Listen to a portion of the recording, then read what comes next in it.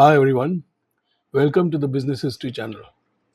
I'm Kiran Kasbekar and today I'm going to talk about the history of telephones. Now, can you imagine life without your mobile phone? Older people who lived and worked in the times before mobile phones came on the scene would shudder and protest if you asked them whether they'd like to go back to a world without telephones. And everyone else, those who were born in the 1990s and later, who grew up with mobile phones around them, would find it difficult to imagine a world without mobile phones. In India, where telephones had reached just 1.2% of the population in the mid 1990s, most people would not even have seen an older landline phone until the public booths and public call office came up. But before I start on all that, one request. I hope you have seen our earlier videos and liked them. If so, please subscribe to this channel if you have not done so already. Do also click on the like button below and please share this link with your friends. One other thing I'd like to mention here, and that is Information, a business news monitoring system that gets you content from your selection from thousands of business websites we have listed there. Websites on companies, on industries, on technology, on management and marketing, and national and international news in general. It saves you hours of grind and toil because you can ask Information to bring you exactly what you need and not waste your time with all kinds of clutter and junk as happens when you do web searches. And it's free of cost. The link is given in the description below. Okay, back to today's video. I hope you watch it completely. As I was saying earlier, the telephone made a world of difference in connecting people with one another. But it took nearly 6 to 8 decades after its invention for most people in North America and Western Europe to get telephones in their offices and homes, meaning some years after the end of the Second World War. In other regions of the world, it took much longer still. Telephones are a great help, but when they did arrive on the market, they were far from the convenience we find today. There were two major differences compared with what we have today. One, at first, telephone instruments started out big and clumsy. I will show you pictures of some of these old phones a little later, and you will see what I'm talking about. They used to be fixed to a wall or a desk, and can you imagine they didn't have a dial? You had to seek the assistance of an operator to connect you with whoever you wished to talk to. It worked the way trunk calls used to be made for a long time afterwards. You couldn't make a long distance call without the help of an operator at the telephone exchange. The same thing applied with local calls earlier. And what about now? Now you can tuck your phone into your back pocket and you don't need anybody's help to use them to talk to anyone. Oh, yes, and you can talk to more than one person at the same time. And two, you can do so many things with your mobile phones you couldn't imagine doing with your old landline phones, such as take photographs, listen to music, watch videos, book a taxi, make and receive payments, and so many other things. I've lost track of them. In the beginning, when phones began to be used in the late 19th century and for quite some time afterwards, all you could do with phones was talk and listen, of course, and that too with some trouble after requesting an operator to connect you with whoever you wish to talk to. You may have seen it in old movies. You had to depend on a telephone company operator sitting in a telephone exchange building streets away or at the other end of the city with room full of other operators. It took you a little while to get a response from an operator, only to be asked to wait a while because all lines were busy. That would get repeated a few times if you tried the operator again. Then the operator would be literally juggling lines, pulling one plug out of one socket and inserting it into another, and would connect you with whoever you wished to talk to. Finally, when the lines were free. I bet people improved their vocabulary of swear words as they waited impatiently. Think about this scene in a movie about those days. A nervous heroine stands before a wall mounted phone in a hotel lobby, jiggles the phone cradle to draw an operator's attention, and when the operator comes online, she asks her to get John Carter or whoever, the hero, on the line. And quickly she adds, turning to look behind her to see if the villain is around. John is on the line in a jiffy, and she starts talking to him, watching the villain and two other gangsters enter the hotel. Suspense.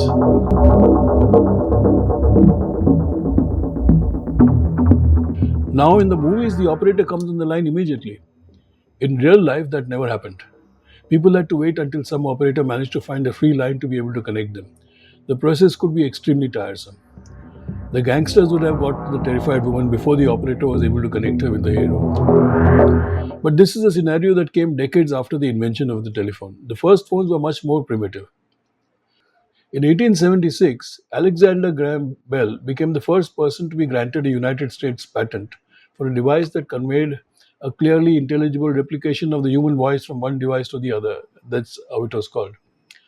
The device, as it was referred to generically in the patent application, was what became known as a telephone. There is some controversy around this topic. It seems that Italian immigrant Antonio Meucci began the process of developing the telephone's design in 1849, which was 27 years before Bell was credited with the invention. Meucci announced he had invented the telephone, but due to a lack of funds, he wasn't able to complete the project. Well before that, Frenchman Charles Bourseul became one of the first people to theorize about the transmission of voice signals and attempted to build a device well before Bell made his telephone. But the receiver he created never successfully converted signals back to clear sound. Then there was another man, a college professor named Elisha Gray, who announced that he had invented the telephone's design on the same day as Bell. So, who got the patent? Neither Gray nor Bell attended the patent office, their lawyers did. The story goes that on 14 February 1876, Bell's lawyer reached the office first and was therefore awarded the patent for the design. On the other hand, there are counterclaims that there was some hanky panky in the award of the patents to Bell. Well, what can I say? There is no way I can confirm or refute this story, and maybe we should just leave it there. This video is about the telephone, not about Bell, Meucci, or Gray. As it happened, Bell was able to persuade financiers to back his venture, what we'd now call a startup venture, and the process continued. Let's see the initial stages. The picture you see here is one of Alexander Graham Bell's first telephone models. Recognize this? This was one of the types of phones we had back in the 1950s. And there was this many decades earlier. But this too was not what a telephone looked like when Alexander Graham Bell invented it back in 1876. Odd, right? But definitely an improvement over this one, Bell's first phone. It looked like this.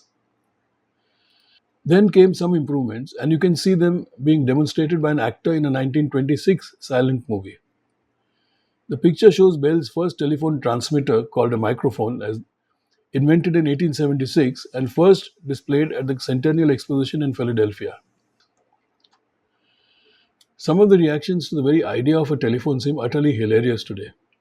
In 1876, a year before he became President of the United States, Rutherford B. Hayes saw the telephone for the first time and said this to Alexander Graham Bell: "That's an amazing invention, but who would ever want to use one of them?" Anyway, Bell managed to start the business, but soon he needed more funds. He wasn't able to arrange enough funds to expand the business quickly. So, in 1876, he and G. Hubbard, president of the Bell Telephone Company, offered to sell Bell's telephone patent to Western Union, a major telegraph company, for $100,000 because Bell and Hubbard were unable to raise enough funds to sustain the business. Western Union appointed a committee to study the offer. Now listen to what the committee said in its report. "We do not see this device will be ever capable of sending recognizable speech over a distance of several miles. Messrs. Hubbard and Bell want to install one of their telephone devices in every city. The idea is idiotic on the face of it. Furthermore, why would any person want to use this ungainly and impractical device when he can send a messenger to the telegraph office and have a clear written message sent to any large city in the United States?" Mr. G. Hubbard's fanciful predictions, while they sound rosy, are based on wild-eyed imagination and lack of understanding of the technical and economic facts of the situation, and a posture of ignoring the obvious limitations of his device, which is hardly more than a toy. This device is inherently of no use to us. We do not recommend its purchase. In Britain, too, the invention was received with some skepticism, but for another reason, which is equally laughable today. Listen to this comment made by William Preece, chief engineer at the British Post Office in 1878. There are conditions in America which necessitate the use of such instruments more than here. Here, we have a superabundance of messengers, errand boys, and things of that kind. The absence of servants has compelled America to adopt communication systems for domestic purposes. But at least one other person was much more farsighted. Kate Field, a reporter who knew Bell, predicted in 1878 that eventually, while two persons hundreds of miles apart are talking together, they will actually see each other. Wow! She was able to visualize video communications a century before it became reality. Now, if you see what the telephone did in those early days, you might say that Western Union skepticism seemed sensible. See how the system worked then. The first telephones were connected directly to one another. So, if you happened to be lucky to own a phone those days, you would have a phone in your office that was connected to an important customer, and a second phone connected to another important customer. And these gentlemen would only be able to use those phones to talk to you and to no one else. To talk to others, they would need additional instruments.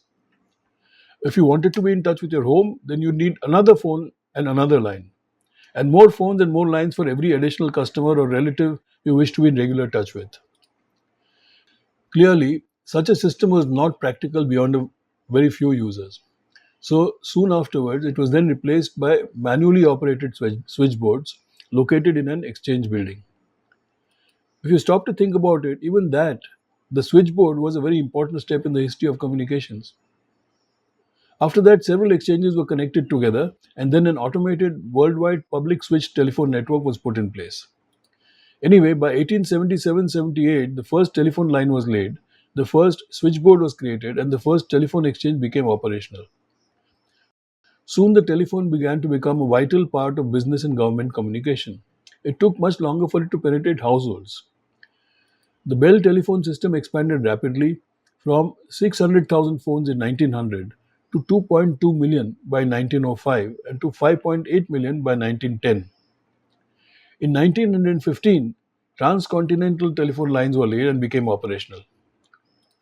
In the West, things improved dramatically after the Second World War.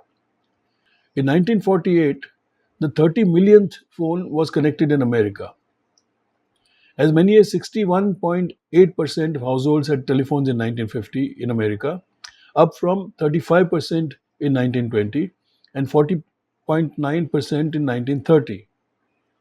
The percentage grew to 78.3% in 1960 and 90.5% in 1970. By the year 2000, 97.6% of American households had telephones. To look at it another way, by the 1960s, there were more than 80 million phone lines in America and 160 million in the world.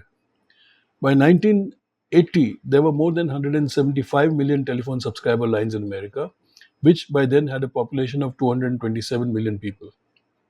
I should add something here. Sometime in the middle of the 20th century, mobile radio systems began to be used when you needed to communicate from moving vehicles such as cars and ships. These systems came decades before today's mobile phones, but as you can imagine, they were not very common.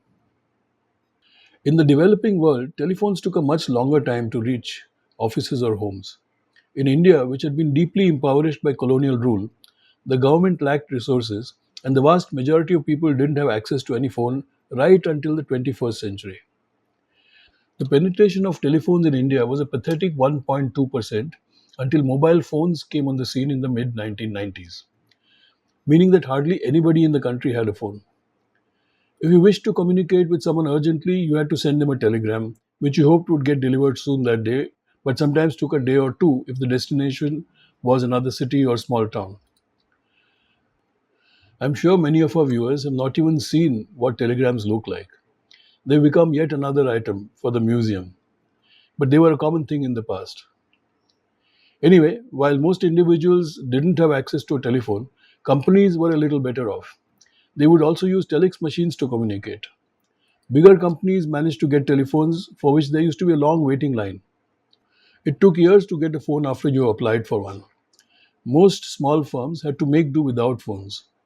Pleading with neighbors for the use of their phone was common practice. Then, mobile phones were launched in 1995. In 1973, Martin Cooper, head of the Communication System Division at Motorola, and inventor of the first handheld cellular mobile phone, became the first person to make a mobile phone call. The cell phone idea had been around since 1947, but it took 26 years for it to become reality, and some more years for the product to prove successful. Cooper made the first cellular call in 1973 using Motorola's Dynatac handset. That handset went into limbo and a new version was launched a decade later. In 1983, Cooper showed off the Motorola Dynatac 8000X mobile phone to a group of journalists at the Manhattan Hilton. It weighed over 2.5 pounds or 1.1 kilo, and it was aptly named the Brick. A building brick weighs about 4 pounds, and if you have ever hefted a brick, you will know it's not a lightweight. Now, something that was more than half a brick would also be heavy, and that was how much the first mobile phones weighed. Just take a look at the photograph. Anyway, to prove at the press meet in 1983 that the phone was not a fake, Cooper handed it around. One journalist called her mother in Australia, half expecting not to hear anything, or maybe hear some music. To her surprise, she heard her mother's voice from the plastic device. That, of course, did not mean that everyone would rush to buy it. When the Dynatac 8000X was launched, it cost a hefty $3,995. Not so much? Think again. In today's prices, that would be over $12,000, or in rupee terms, around rupees 10 lakh. That is 1 million rupees.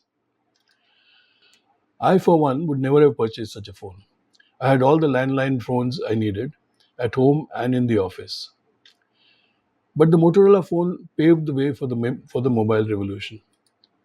In the US, the first digital cellular network went online in Orlando, Florida in 1993. The impetus for change in Indian telecommunications was created in 1981 with plans for rapid expansion of the sector. Prime Minister Indira Gandhi signed contracts with French company Alcatel, then one of the biggest telecom companies in the world, to launch a production facility to manufacture 5 million lines per year. That would have kick-started the telecom revolution for India. But the plan met with political opposition and was stalled. Rajiv Gandhi, who became Prime Minister after Indira Gandhi was assassinated, continued with attempts to liberalize the telecom sector, invited Sam Pitroda, a US-based non-resident Indian who holds 100 technology patents, to set up a Center for Development of Telematics, or CDOT. This organization began to manufacture electronic telephone exchanges in India for the first time. Political opposition apart, it would have taken ages for Pitroda's team to roll out a plan that would bring telephones to a significant section of the Indian population. Remember, the early 1980s were times when telephone connections meant landline connections. Mobile phones had not yet arrived on the scene. The laying of telecom cables from the main exchanges to local stations and to the final user was a labor intensive and time consuming process. So they came up with the idea of building a network of public booths across the country. Shopkeepers across the country were encouraged to install such public phones at what came to be known as PCOs, short for public call offices. They were really booths rather than offices, but the name PCO stuck. The decentralization meant the system was up and running reasonably quickly. The shopkeepers on whose premises the phones were installed took care of the safety of the system and alerted the telephone company if there was a problem. The result was that tens of thousands of such booths were created very quickly, and people who had never before dreamt of getting easy access to a phone were able to use the service at a very low cost. As of 2006, there were about 4.2 million such PCOs operating in India, according to the Telecom Regulatory Authority of India. Still, progress of landlines for phones in offices, shops, and homes was slow. The speed picked up with the launch of mobile telephony, along with addition of more landlines. So the sector saw really rapid growth after 1997 when mobile phones began to be used. At first, mobile phones were so expensive that very few people could afford them. The first mobile phone service in India was launched on 22nd August 1994. And can you imagine the costs? A mobile handset cost a whopping rupees 45,000 for a device that could only be used to make and receive calls. And the charges for calling were rupees 17 per minute. Initially, the person who was called also had to pay a charge, which was around rupees 10 per minute. Can you imagine that? Very few people could afford to pay such rates. So the service did not grow much initially. The phones were seen more as a business tool than a personal convenience, and even for businesses, they seemed like a luxury to be used very sparingly. Gradually, costs were reduced and things changed dramatically. In 2002, only 10% of the world's population used mobile phones, and by 2005, that percentage had risen to 46%. By the end of 2009, there were a total of nearly 6 billion mobile and fixed line telephone subscribers worldwide. This included 1.26 billion fixed line subscribers and 4.6 billion mobile subscribers. In India, starting from a subscriber base of 14.88 million users in March 1997, the total number of telephone subscribers, meaning both landline and mobile phone subscribers in India, grew to over 1.15 billion by December 2016. Today, India has the second highest number of mobile phone users after China. On 31st January 2021, the Indian network had more than 1,179 million subscribers for both fixed and mobile lines. What happened? The cost of calls has dropped to a negligible amount. And once people subscribe to a service, they can make and receive calls for an unlimited amount of time. That's what happened. To sum up, about 200 years ago, the telegraph made it possible for people to communicate over great distances for the first time in human history. Soon, the use of the telegraph was partly supplanted by the use of radio communication.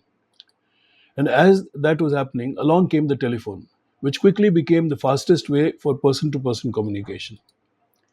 Then, as we saw, telephones changed shapes and added functions and became more widely used across the world than the original inventors of the telephone might ever have imagined.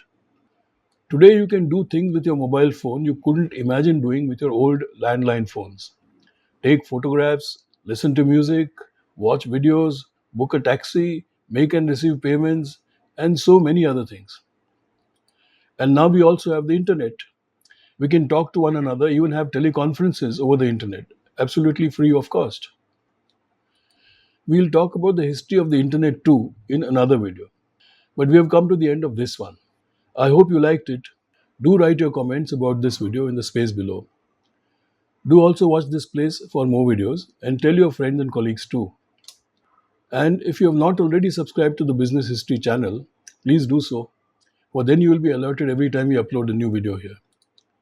Do also visit our website bh.domain-b.com to get a lot more content on business history, including lists of books and book reviews, people, some fun tidbits, and a business history quiz.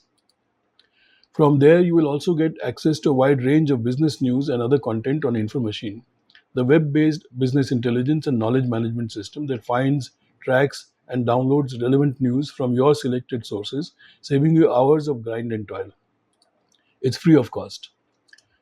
The links are given below in the description to the video. Thank you for watching, and I hope to see you with our next video. Until then, goodbye.